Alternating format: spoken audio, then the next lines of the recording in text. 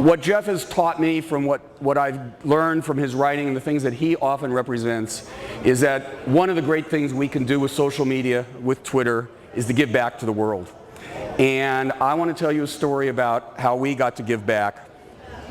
When on Facebook I got a chat request one day from two girls in Agana, Swedru, Ghana. That's in Africa.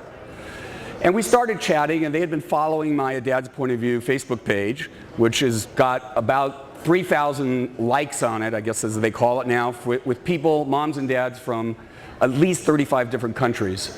And I started chatting with these two girls. If you could see them, they're the ones on the right and the left, and their baby brother's the one in the middle. And I wanted to know what they needed, what did they want. And I was a little afraid they'd be asking for money because there's a lot of scams on the net.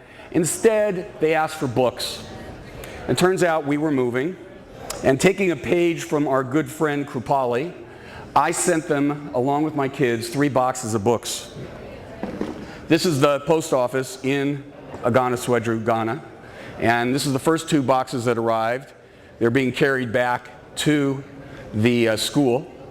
And my son came into my office one day with a box of books. He says, "Dad, I want to give some too."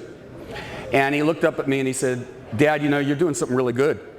And I said to him, "No, we're doing something really good." And he put together a box, and this was what was in his box.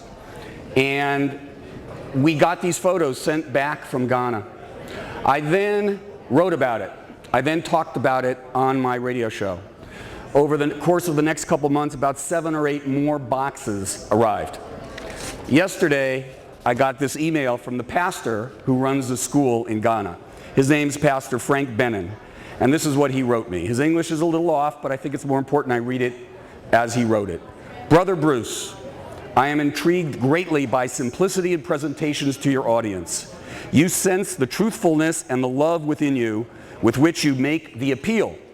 We don't have the exact words to express our gratitude.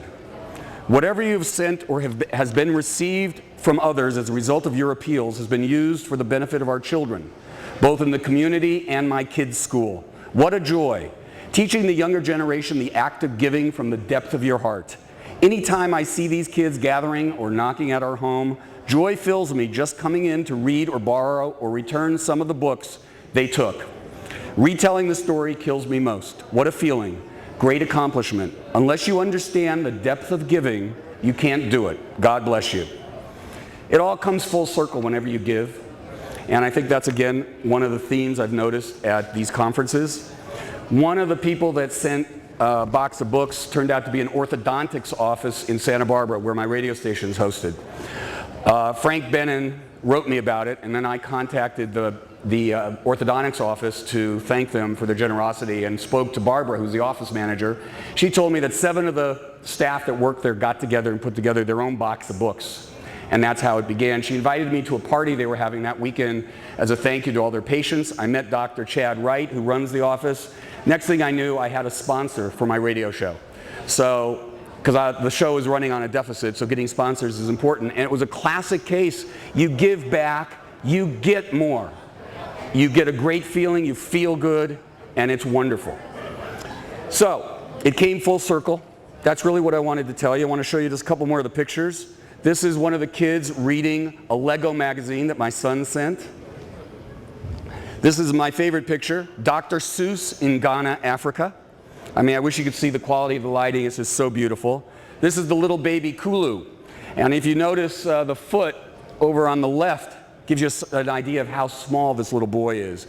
And he took possession of the crank flashlight that we sent, and it was clear that no one else was ever going to see that flashlight again. This is Jughead in Ghana, Africa, because my son sent a whole bunch of Archies.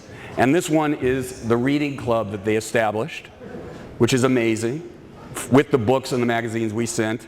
This is the box that came from Dr. Wright's Orthodontics Center. And this is the A Dad's Point of View reading club that they have established.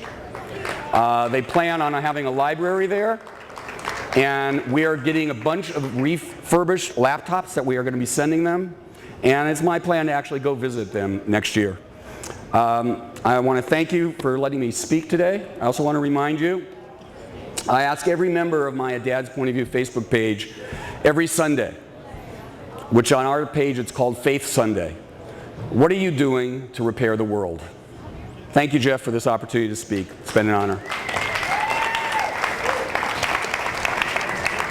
Great job, man. Thank you. All right, let's give him one more round of applause.